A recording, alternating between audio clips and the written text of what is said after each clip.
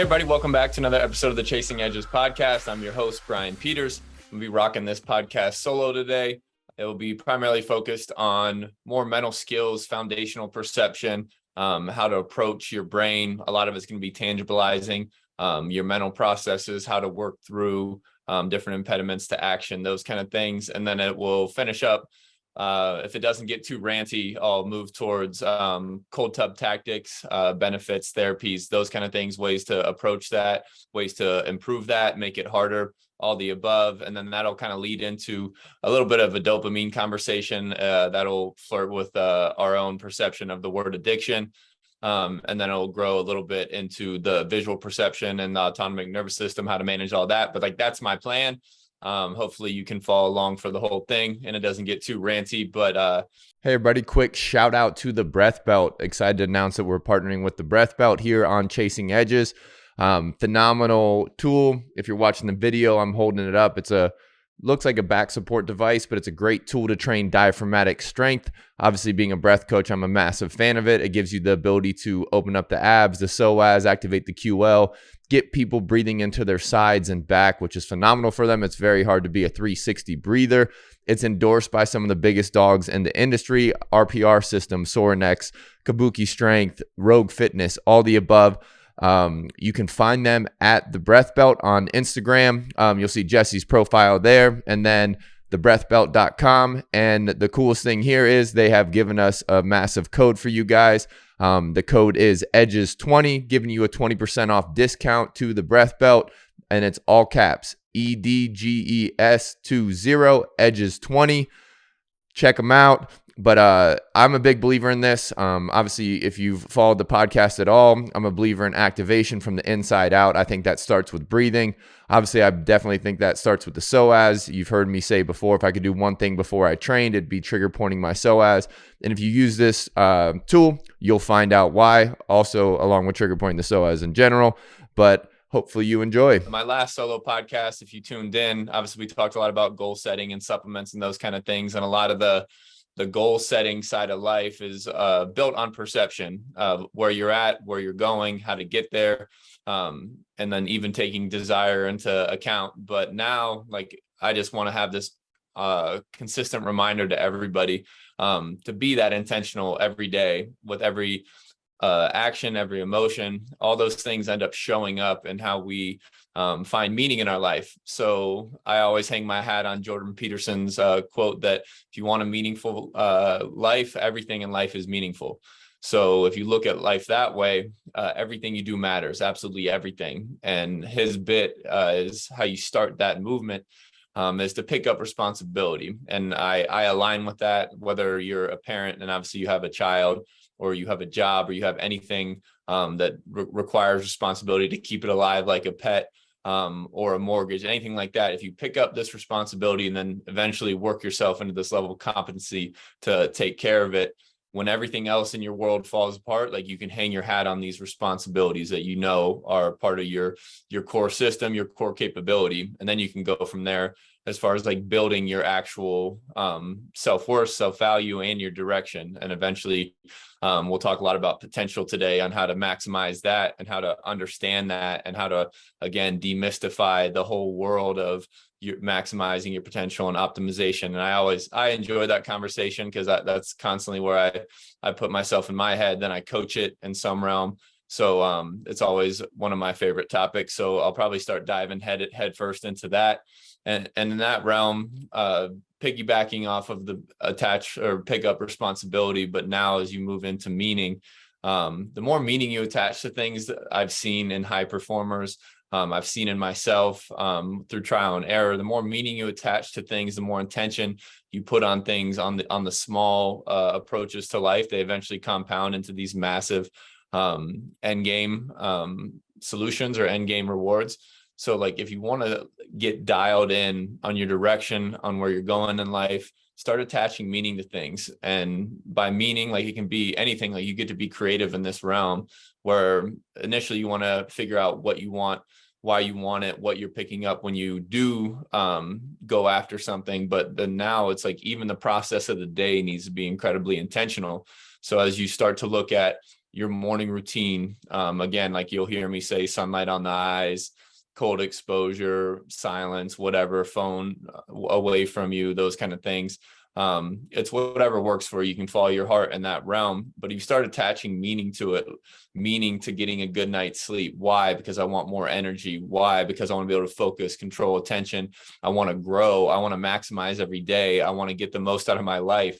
And that starts with action by action, day by day. Everything is a vote in essence of what kind of person you want to be, and whether you want to vote for the Trump or Biden human you're going to be, whatever that means to you. But like, it's a vote towards good or evil in essence. So or like your potential, or like your eventual downfall, or your slide into drift to failure, your slide into eventual stagnation, those kind of things, which obviously is inevitable. Everybody's going to end up in the soil. But in that realm, you have the now, you have the capability you have, and hopefully nothing is limiting you from a health perspective. If you have problems, always address the problems first. That's one of my stances. I think when you look at the human body as a system, when you look at life as a system, and we'll get into this a little later too, the most limiting factor in a system, the most important factor in a system is the most limiting.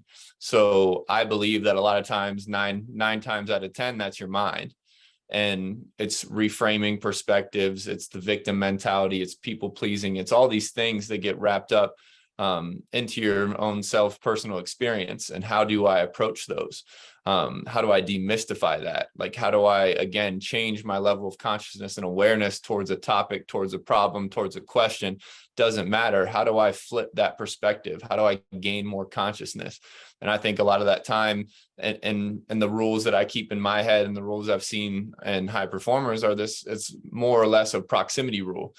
And so obviously, like, it's building an environment where the things that influence you in a positive way are around more often, or are more easily accessible. Because like one of the biggest factors in addiction is the ease of access, whether it's a drug, whether it's your phone, or some other detrimental compulsive behavior. Because I think the definition of addiction is the ability, or I got it somewhere in here, broadly defined, is the continued and compulsive consumption of a substance or behavior despite its harm to self and or others. And that can go so many different ways, because there ends up being this whole pain and pleasure balance to life, where if you go too hard in the pain direction, too hard towards that side of life, eventually too much pleasure can become painful. The more you add on to this pleasure end, the higher your tolerance gets, whether it's alcohol, nicotine, anything along those lines, harder drugs, the phone. The more you get exposed to it, the more it takes to reach that level, that threshold of pleasure.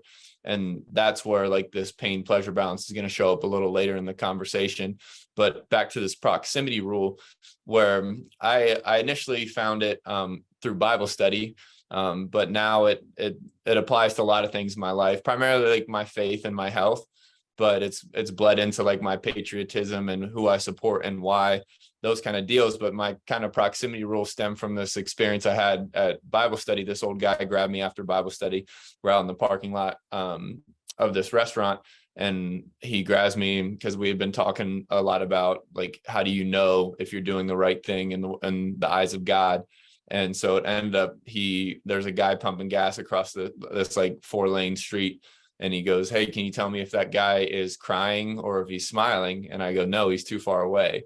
He goes, well, you can't tell because you're not close enough to him. So his, in essence, message or little nugget of wisdom was to push me towards being closer to God, to see if I was making him happy or hurting him. And I thought that was pretty important, because a lot of things, whether like physical proximity to something, I think is massively important. Obviously, like proximity to good and bad food, like you can create an environment where one or the other is available to you.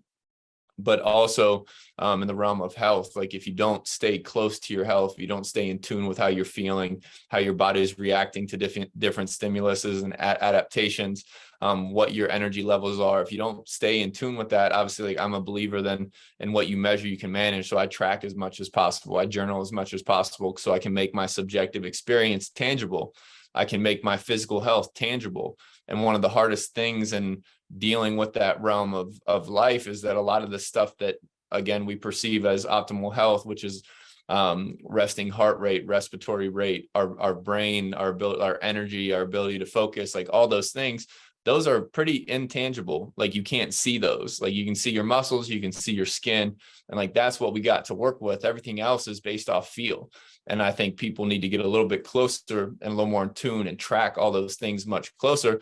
But like that's where I think the fun part of optimal performance comes in, because all that is dependent upon you and your capability, your ability to focus, your ability to pull as much as you can into consciousness, because that's a hard thing to do. And so obviously, like you'll hear me on the podcast all the time as a breathwork coach. Like I think every breath's important, because there's 15 benefits to the nose. There's one to the mouth. You breathe through your nose all day long while you sleep, most of performance, those kind of things. So like if every breath becomes important, like my life becomes a little more important. I know I'm making a vote by breathing in through my nose to be a better human as opposed to mouth, which makes me a little more anxious, a little more shallow breath, maybe a little less oxygenated, all those things.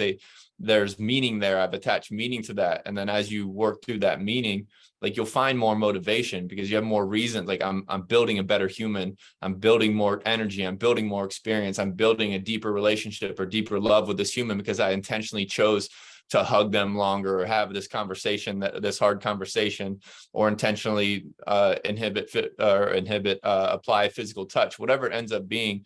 Like that meaning is going to motivate you. And then eventually you'll get the compound interest on these things, a better relationship, a healthy respiratory pattern, a better, overall health from all these little stacked habits, because you had meaning behind why you started the diet, why you started the workout, why you wanted to be this person, why you wanted to earn this amount of money. Like that makes sense. So why not attach meaning to everything? So my sleep's really important. That's my battery. How I wake up, setting my circadian rhythm is important because I want the right hormones at the right time. I want to optimize my hormones because, again, hormones, muscle recovery, energy, attention, all those things, savagery, like the savages in life maximize that. Like if I have a bigger battery than you, I'm going to last longer. I'm going to generate more wealth. I'm going to move more weight, whatever it ends up being. Like that makes sense to me. And so that's why I like to tangibilize all those things as much as possible, because eventually that again, the meaning is going to lead to motivation, but then you're going to come back and you're going to find a purpose in that, because hopefully you have an overall purpose. If not, I think you should revisit that, write it down, figure it out, simplify it, and then revisit constantly, because we live in this world of distraction. We live in this world of, again, we'll get into the dopamine hits later, with the social medias, with the food that readily available, with the TV, with all the humans, with always being on and available. Like those things are distractions from optimal performance, and they can pull us away from our purpose unless we're consciously focusing. And this is where we start to get into the tangible side of all these subjective skills, like your mind. Like how much are you training attention and how much are you training distraction? Like what story do you have behind your mindset on how hard learning is? When's the last time you spent time learning, or learning new tactics, or learning how to read better, or learn how, like, improving your memory? Like your brain's a very interesting thing. Like I think obviously the body follows the mind. Like you can listen to the David Goggins of the world and all those humans where, like, for sure your mind breaks first. And a lot of that comes from obviously our overexposure to pleasure and comfort and all these things, because eventually, like, this tilt towards pleasure minimizes our tolerance for pain. So we're building our tolerance for pleasure, which creates this endless loop for, oh, I need more, I need more, I need more. And it can come from shopping and come from all these things. It can come from the couch, whatever it ends up being. I'm not going to try and get too ranty here, but that's why we need to focus on these hedonic adaptations of tolerating and exposing ourselves intentionally to more pain. It's an intentional growth. And that's why intention and meaning and purpose, like they kind of get overplayed and they get hyped up in all these happiness books and every motivational speaker. But in the realm, like, you need to have those dialed in, because those are literally the fire that's pushing you towards what you want. So I think that's pretty big when it comes to how I approach both myself, others around me, how I pick up like nuggets from others around me. I'm constantly learning intentionally. But like that environment, like those people that I choose to keep myself around is intentional. They'll influence you. You can, again, play it out. The 5 people you keep around you are that influential and important. You can tell somebody tell who somebody is by the 5 people, whatever. I like different variants of that where with Dustin Myers, we talked on the podcast, like obviously like there's the bit where, again, you can start reframing your mind and your story. And I think it's really powerful to think like, what if a camera crew was following me around all day? Like, what if I'm my own hero in the story? And the hero's journey is another fun conversation. But now, like, if you take the words and like, again, because a lot of people talk and don't walk, if you take the words out of it and they film you for 24 hours, could they determine what your dream is? Could they determine where you're going? Could they determine how deep your relationships are? Or are they just going to see somebody sitting on their phone on the couch?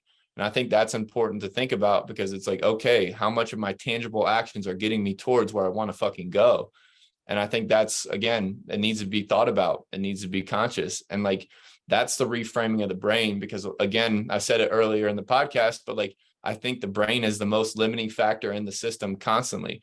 I've faced it time and time again, as far as imposter syndrome, in football and coaching, just even being like not being the smartest person in the room. Like all those things add up to like this insecurity and these blocks and these obstacles that don't let you grow, that keep you where you're at. And like, you have to actively combat those. I think a cool way to do that is like thinking there's a camera on you 24/7. And I think football is a cool kind of microcosm of that, because like there's not a lot of jobs on the planet where they'll film every step you take in practice and break every step you take down in practice. Because I always tell, like, people always say, oh, you love football and those kind of things. Like, no, there's an immense amount of criticism in football. They film every step and it gets broken down. And if you have a great mindset, a growth mindset, you'll take all the coaching, but like, it's very hard to get broken down every step of every practice for 2 hours. And so when you go, like, now, if you, like, I say this all to my buddies all the time, like, say you're sitting at your cubicle and somebody films you for the entire day, and you have to explain why you picked up the phone here, what app you were on, what you said to this client, and why you didn't close that sale. Why, like, I say that, like, the closing the sale and the missed tackle, I think are pretty similar. So like those things, like, you can change the narrative on what you're doing and why. You can attach, same as like in sales, you can attach meaning to the product and service. If you know it's really helping the people, it's better than just thinking you're selling like a lump of metal or just trying to get money for yourself. Like, there's ways to amplify your human experience that way. And it's all just mental tricks. It's mental skills. It's the ability to generate purpose. And I think the hero's journey is a fun concept of that. Like, I think it's from Stoicism, but like, obviously, like, and every movie follows this as well. Like, obviously you have this ordinary person. My favorite movie to reference it to is The Matrix. Like, Neo takes the red pill, but you have this person living this ordinary life or this subpar life.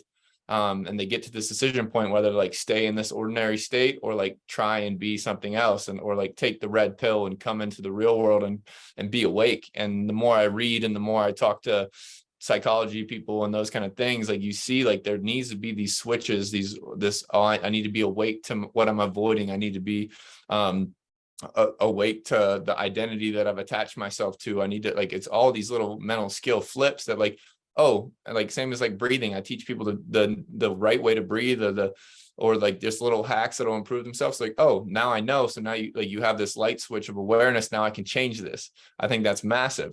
But the hero's journey is that same thing. So if you watch any movie, or if you start to take on this role yourself, like, life gets pretty fun, because like you can eventually develop your own superpowers in that realm. But like, the hero's journey in essence is like, the ordinary person gets the choice to wake up and again, pursue their potential or stay where they're at.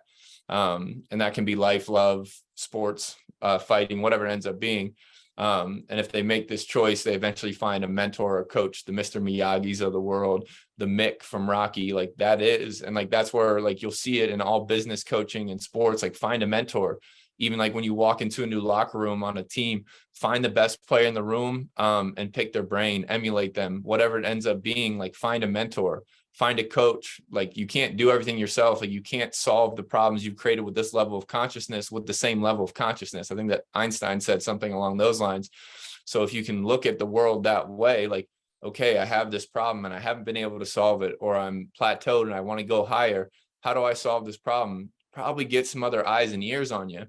pursue the best in your industry, pursue the best books ever written about the topic you're trying to solve, because old problems have old solutions. If you can go back and see that old humans had these same problems of anxiety, imposter syndrome, optimizing life, not being sick, whatever it ends up being, like you can start to solve the problem. And usually all the high performers are pretty well available now, whether it's social media, YouTube, anything like that. You can learn just about anything. And that's where I want to get into the idea of learning as a superpower, because eventually, like this hero's journey concept is the hero goes through, he gets tried and tested, he has enemies, but he eventually creates this, he breaks his old limitations. I can't remember the movie where like the old parts fall off and becomes this new strong yoked superhero or whatever. But like eventually you break these limitations, and I think most of those are mental. Like obviously I think everybody can become healthy, I think everybody can move, grow, be as fit as they want to be. It just takes time, effort, consistency, those kind of things. But in this hero's journey of yours, like eventually like you become this next level of human, this next level of superhero, and you come back and you share it, and you again like you help others. And I think that's what, again, compassionate humans and good humans do anyways, is they share. Because I think a lot of life is help. You'll hear me say it a few times on the podcast, help and support are not yours to keep. I think that's incredibly powerful, because like, I mean, at some point you're an infant, your parents had to help you. Like whether you think you did everything by yourself or you didn't, I think it's important, because I don't think anybody did anything by themselves. At some point you had to be taught by a teacher.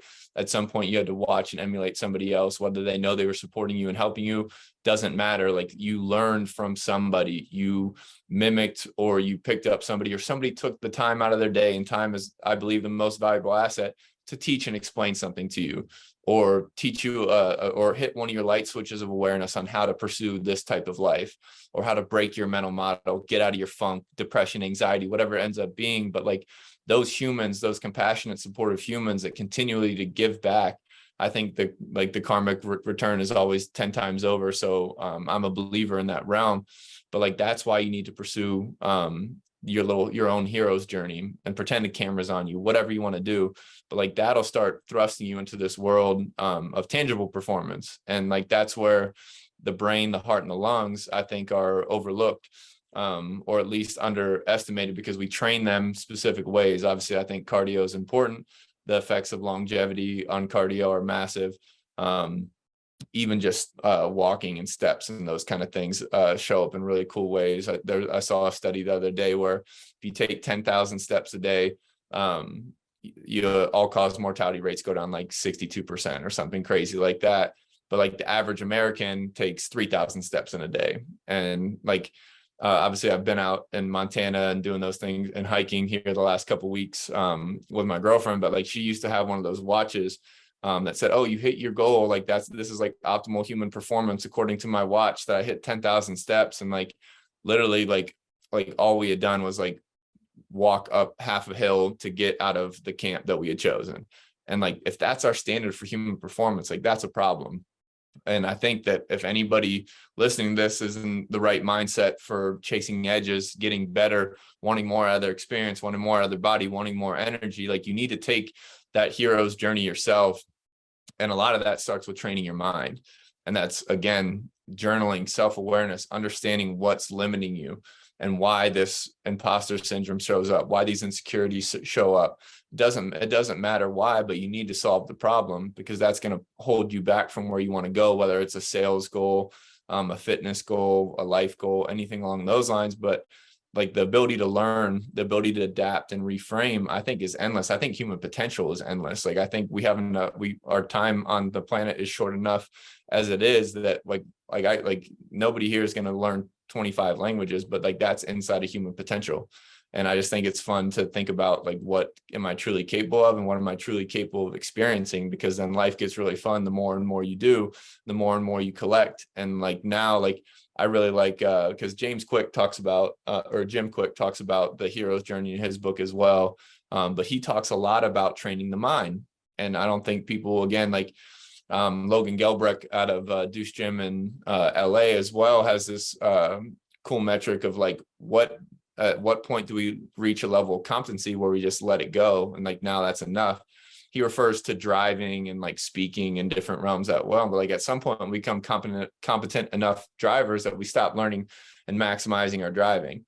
And like that's like probably not the best example, but like when you start looking at your mind and your memory, your ability to learn, the speed of your reading and those kind of things, I think Jim Quick does a phenomenal job there. He wrote this book Limitless, that I read a couple months back, what I think is dynamite, because it flipped my perspective, because he tangibilized the brain, and there's no bad memories or good memories. There's trained and untrained. Bam, switch. Okay, I haven't been training my memory. I haven't been training my learning ability. And like, if, how does he phrase it? Like, if knowledge is power, like learning is a super fucking power.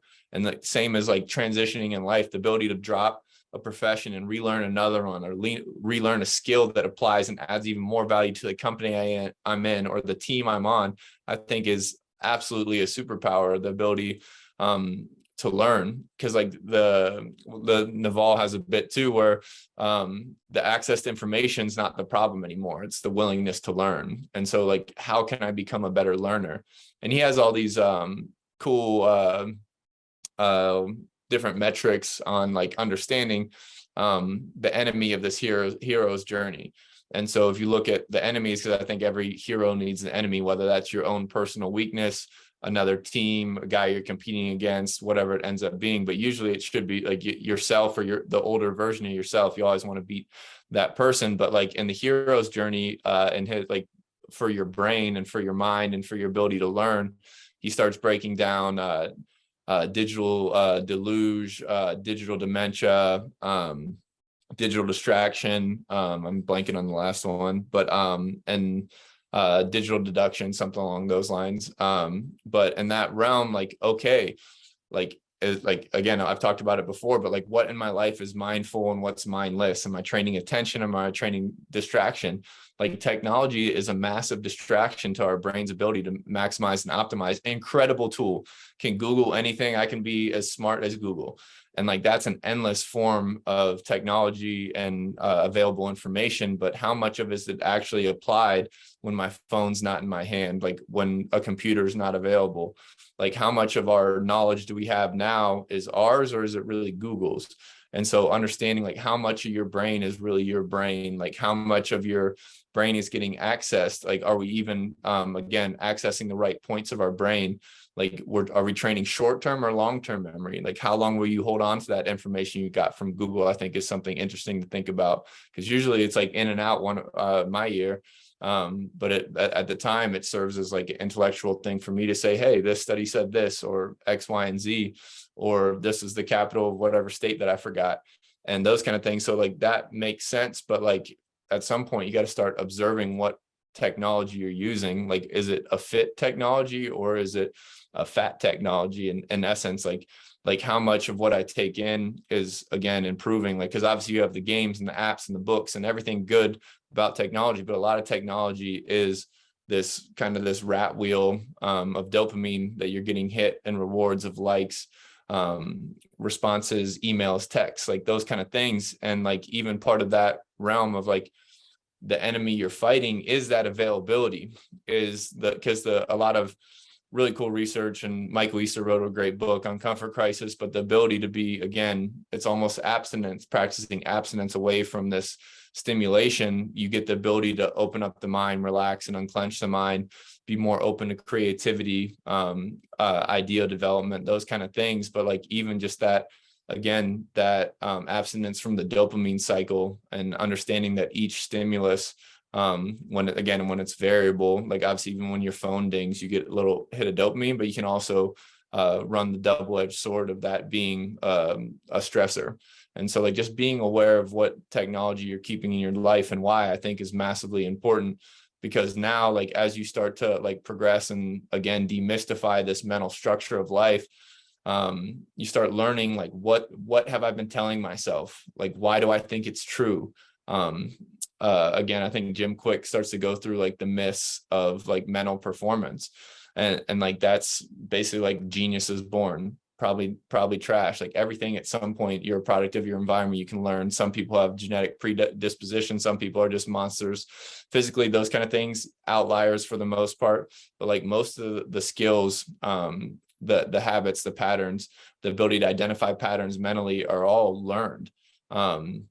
The myth that we use 10% of our brains, trash. Like, we get blood flow to almost all areas of our brain. They're just not all used for critical thinking, or the ability to like see some other dimension or whatever people believe in that realm. But it gets interesting, like when you start to demystify these things, that like learning's hard. Like, that's a simple thing. Like, learning a language is hard. I've tried and bailed on Spanish so many times, it's crazy. Same with like my affection for nicotine, or my addiction for nicotine. I've gone on and off it. I rationalize psychologically not to be on it.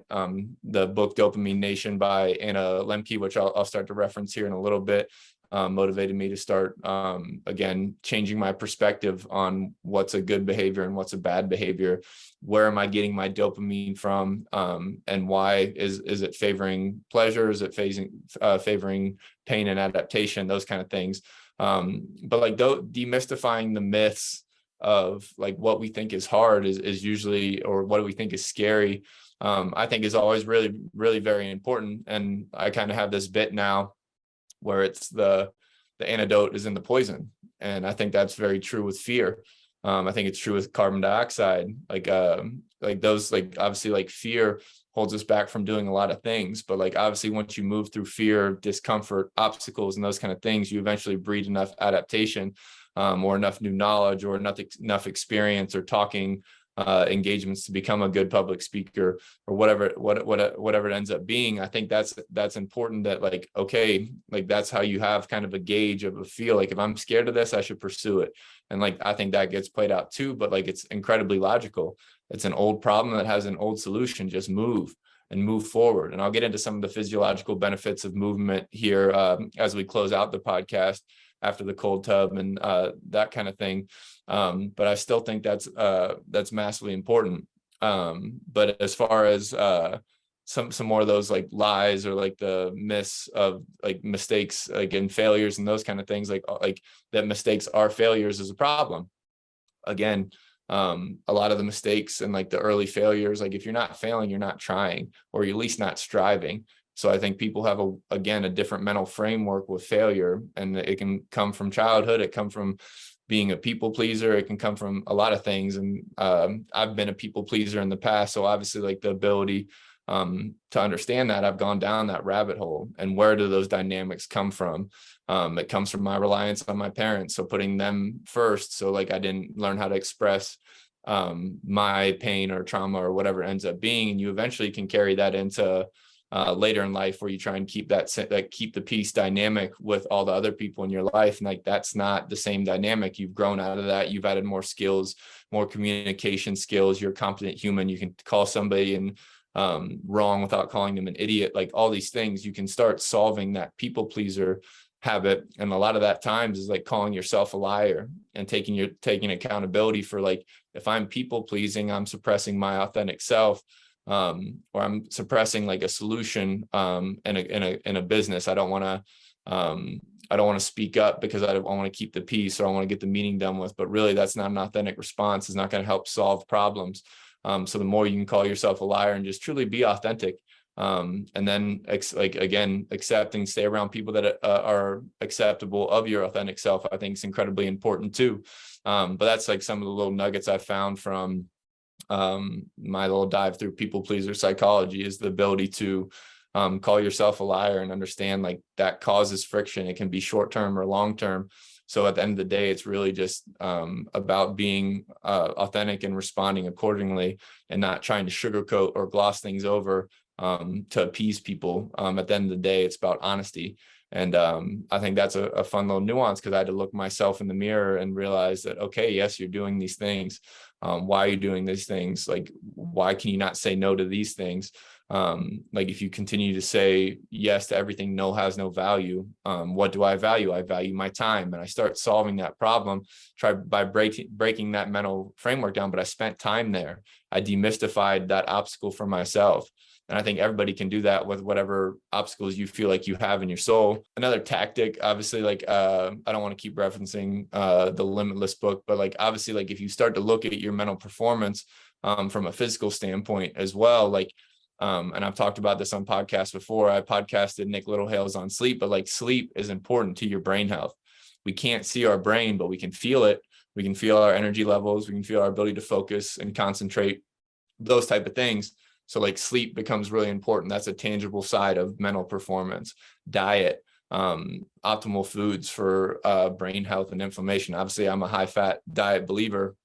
And if you haven't been around for that, it's just because your brain's, I think, 70% made of 7% fat. And the quick analogy is like when you go out and go out and get drunk, you're taking your body to a dehydrated state. And then when you wake up in the morning and start to rehydrate, you bloat up and hold on to the water. Your body thought it was in a desert, so it's going to hold on to this to keep homeostasis or protect itself from that dehydration again. Eventually you take in enough water and the body dumps it out, you piss everything out and you go back to your normal size. Fat cells work very similarly. You need time when you do implement high fat to get all the results, because the cells take 2 weeks to a month to adapt fully. But you put in enough good, healthy fats, eventually the fat cell will decrease in size. And so that's why fish oils and high fat obviously help you eliminate some fat in your body, but they eliminate inflammation in the joints, tendons and ligaments, same percentage of fat as the brain. So that's why that reframed my view of my brain health. And I think brain health leads to mental health. I think that's, I've said it on the podcast before, but I think that's kind of where we get mental health messed up. I think we should get everybody's brains really healthy and then approach the identity and a lot of the mental issues that are attacking our youth and all the humans today on the planet. But now you start getting into other foods. There's a long list of foods that help, like avocados, blueberries, broccoli, eggs, leafy greens, salmon, walnuts, and then hydration's massive too. And I talk about that on my last solo pod. I'm not going to revisit that, but like now you start talking like brain health and endorphins, and this is where I'll start to transition into cold exposure, because I think there's some really cool benefits there, because I think everybody does cold their own way.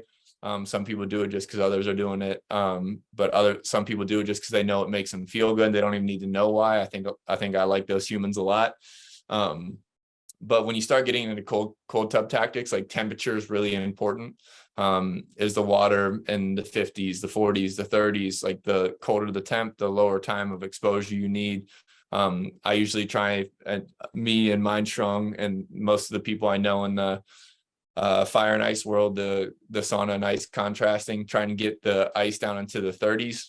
That's usually accomplished with like around 160 pounds of ice, which I think is aggressive. But like when you feel the ice on your chest, when the ice starts to melt and the water gets colder, we've tracked the water temperature over time. Like obviously as the ice starts to melt, the water gets a little colder and colder. So it's kind of deceptive there, but like that's how you start to gauge your exposure time.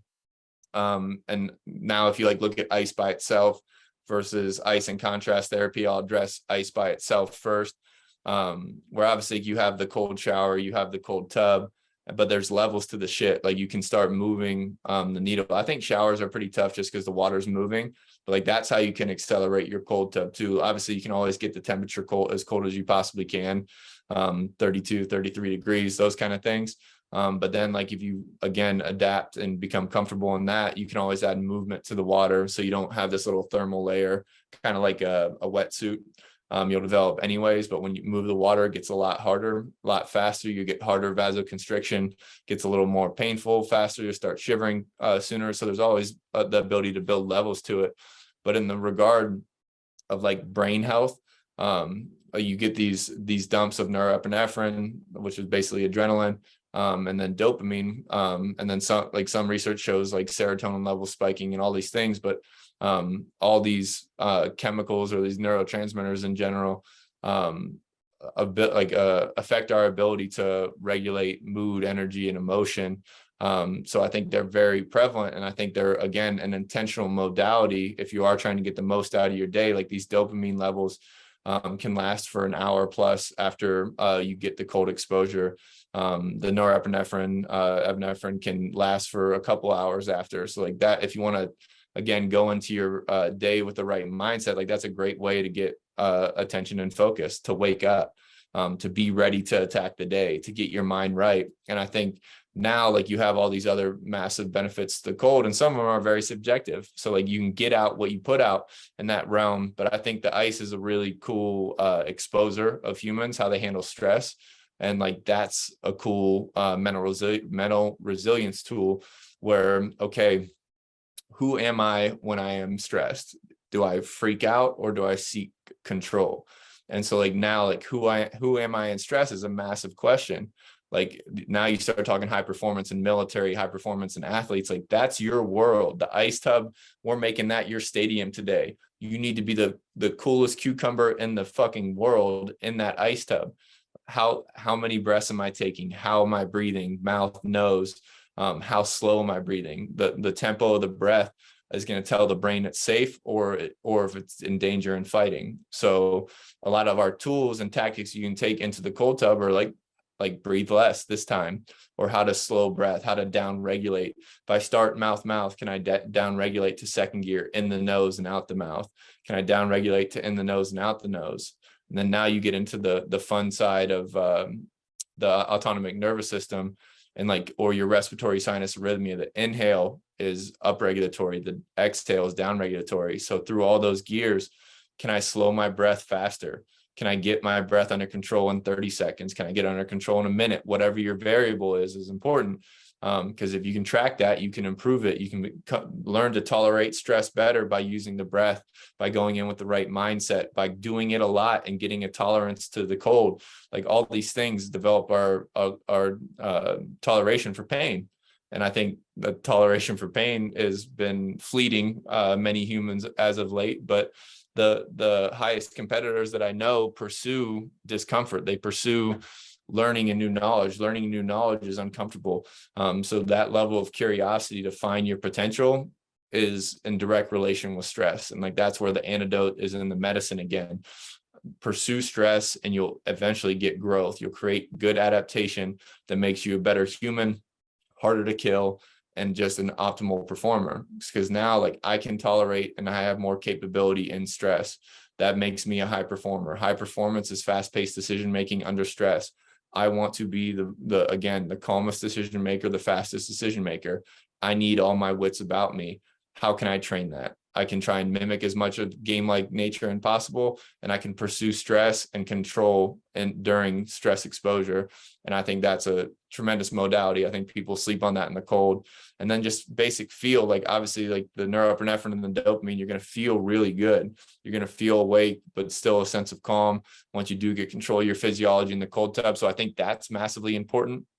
But I mean, obviously other things, like if you do the contrast therapy, obviously you get like the vasoconstriction of the cold, vasodilation of the hot, back and forth. So the colder cold tub, especially again, like if you don't want this to take all day, get it really cold, get a hard constriction, get back out. And that turns into this flush. It starts to pump, again, constrict, dilate, pump, and flush out soreness, little lymphatic pump, like those kind of things. Like, that's massive for recovery. And like, that's also an active form of recovery because your heart rate's going to get up, obviously in the ice a little bit in your initial reaction, but sauna mimics aerobic capacity. We've had guys burn anywhere from 300 to 1,000 calories doing back and forth for an hour in the contrast. That's an active recovery modality that a lot of people don't maximize. And so athletes out there, anybody out there, I'm a massive believer, not only because it flushes out soreness, but you just feel good. It stretches your nervous system, helps you sleep at night. All these things is just compound interest on a great modality where you just have to sit there. You don't have to be too overly involved. You can turn it into a vibe. You can have music playing. But like ice for me, again, like, okay, where am I being intentional? Like, ice is forced meditation for me. If I can't meditate regularly, like or effectively, I'll hop in the cold. That's, my mind is nowhere else but my breath. And then eventually gets to the point where, again, I'll get into the optical side of this, the vision, where I open up my peripherals and I start to pursue more and more down regulation. But then you have there's endless amount of benefits. Not all of them are science backed. I don't think everything needs to lean 1,000,000% on science. I still think all the benefits are still coming out. Obviously it's become popular in the past 10 years with the Wim Hofs and the XPT and Larry and Gabby's and those people of the world that are awesome humans. But we're still, again, learning about this, again, this pain tolerance, this cold exposure. So I think that's really important, that you don't need all the research. Just go by feel on some things. Like when I work out versus when I don't work out, how do I feel? When I get in the ice versus when I don't get in the ice, how do I feel? Be an experiment. Again, experiment on yourself, pursue your own potential, your own endless potential, and just keep learning and learning and learning, both from experience, from books, from research, anything and everything. I think it's incredibly important. But I think probably the last benefit for the cold is when you just use cold by itself as well. It also trains your internal furnace to accelerate temperature and heat up. So obviously I think it's really important in the morning, because part of the process that's happening to, again, wake up your entire system physiologically is your body temperature. So kind of counterintuitively, when you get exposed to cold, your internal temperature kicks on and you start to burn hotter. And then now, like, when you look at it from a recovery modality, I want to be able to have like a very efficient furnace. So when you get out of the cold, spend time and heat up naturally. Don't hop right into a warm shower or end in the sauna and those kind of things. Like, again, train your metabolism to function in this furnace to burn hot. Just, again, I'm just a massive believer in the cold. So obviously I believe that all these benefits show up massively. Like if you look at the cold too, from just like a history perspective, like the ancient Greeks and all these other people used to use it.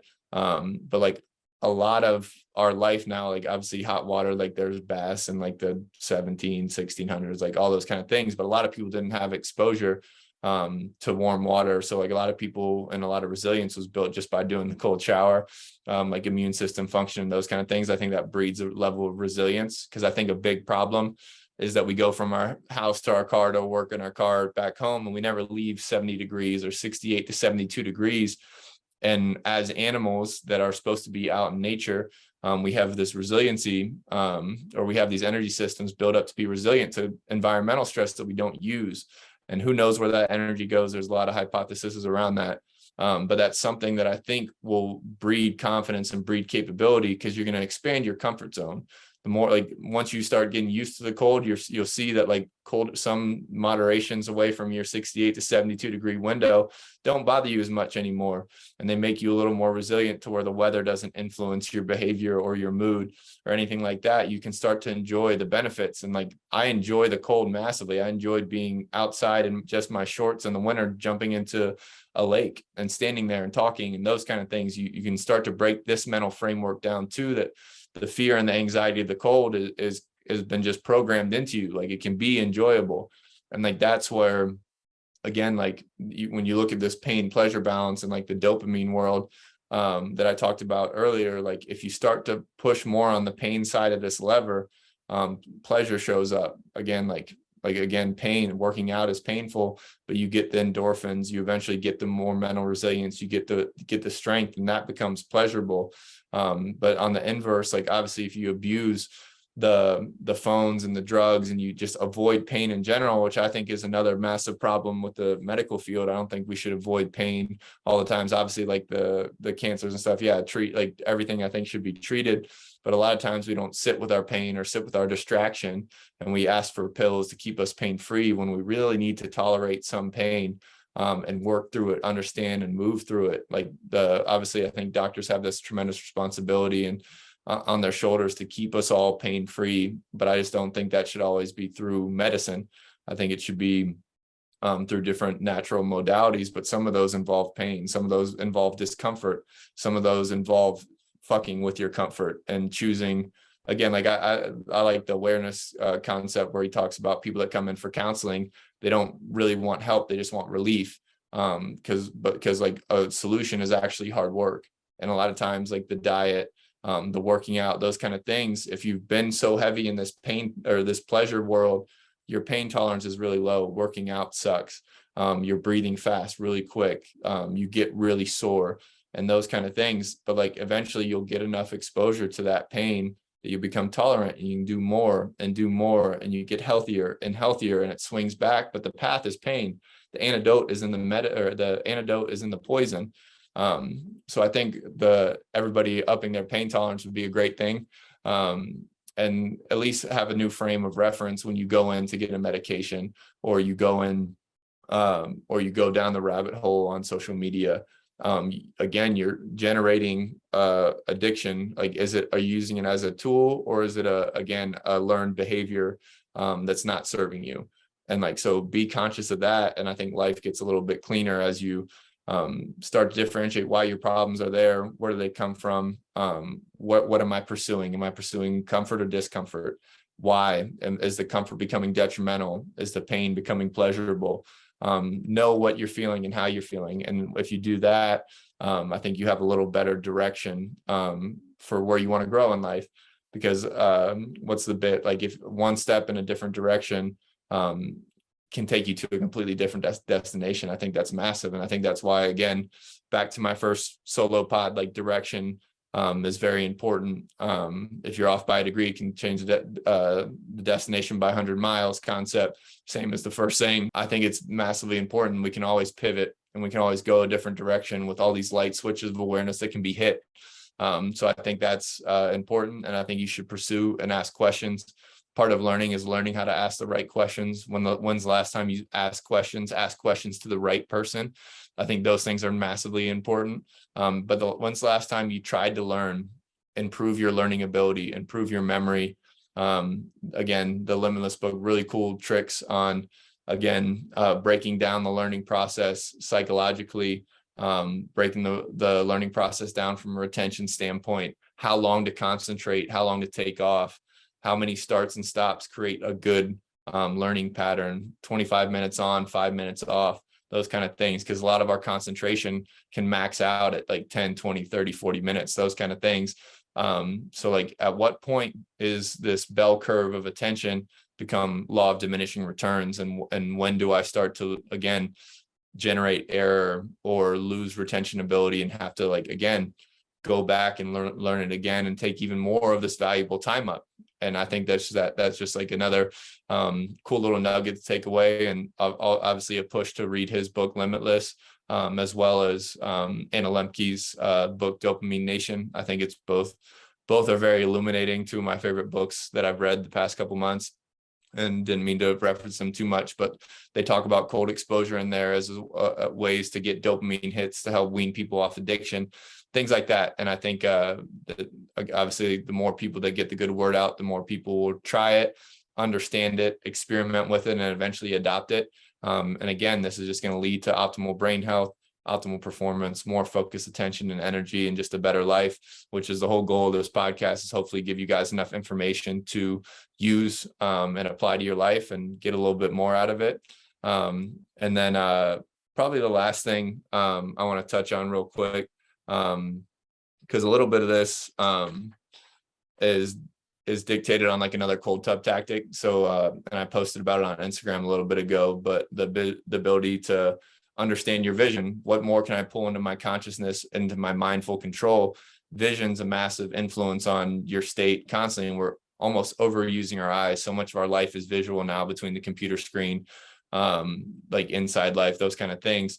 But people don't understand how much, again, the eyes and vision can help control your state, help set your physiology, help set your circadian rhythm. So just a quick little rundown of that. Obviously, I always say get sunlight on your eyes in the morning. Will help wake you up. Obviously help control the cortisol, serotonin, all these spikes that happen in the morning. But that'll set and lock in like your want and need to sleep as your adenosine builds throughout the day. So like having that landmark, will help set the melatonin production you have naturally at night. So really your sleep starts in the morning. It doesn't start with your pre-sleep routine. Pre-sleep routine is very important as well.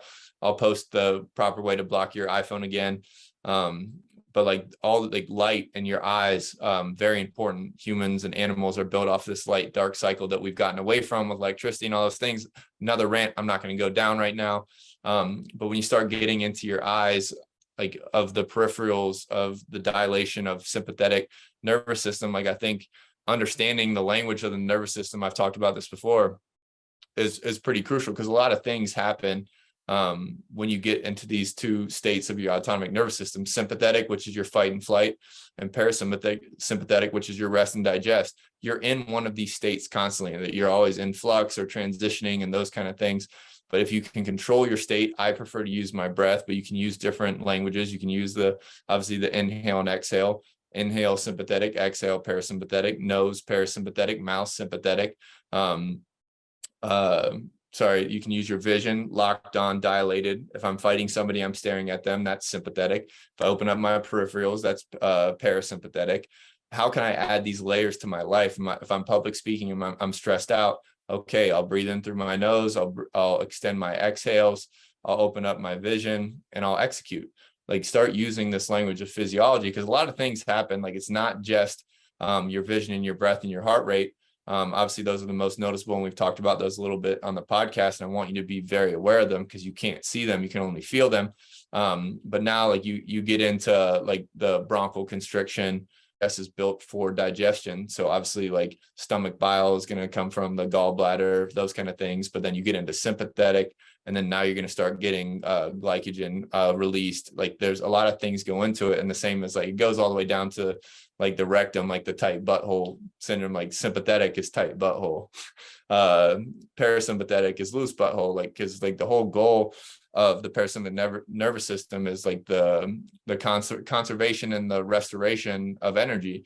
So a lot of that's going to be, again, lower blood pressure, lower heart rate, dumping the digestive system, recuperating, those kind of things. So like, that's where I think we need to spend a little more time in that, and understanding that, or at least understanding the tools that trigger that. So I think vision's a massive one. And then something really cool that kind of ties all this together is this self-generated optic flow of like actually moving forward and walking and doing very simple things to generate motivation, movement, to suppress the amygdala, which is like the fear anxiety sensor in the brain.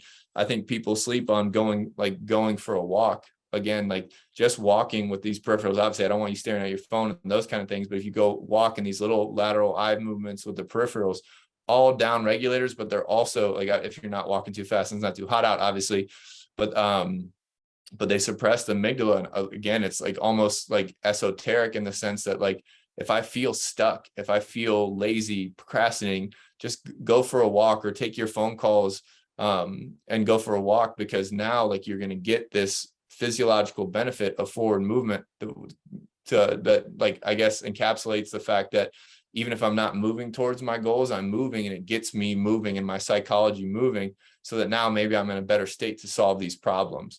And like, that gets now if you look at like wind back to what I said about the steps, like, get your 10,000 steps in. Like, that research is pretty dynamite to me. 62% drop in all-cause mortality rates. Like, that's better than the sauna.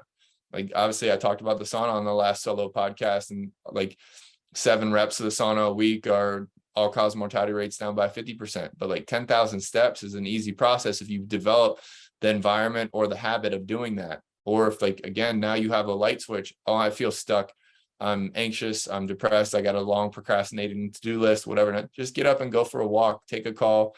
Call your people, check in on your people, hype your people up, whatever it is. Like, I think the lost art of hyping people up is a problem as well, because we get all this single ladder syndrome for success. But literally, like, hype all your people up, share and support your people, and just get moving.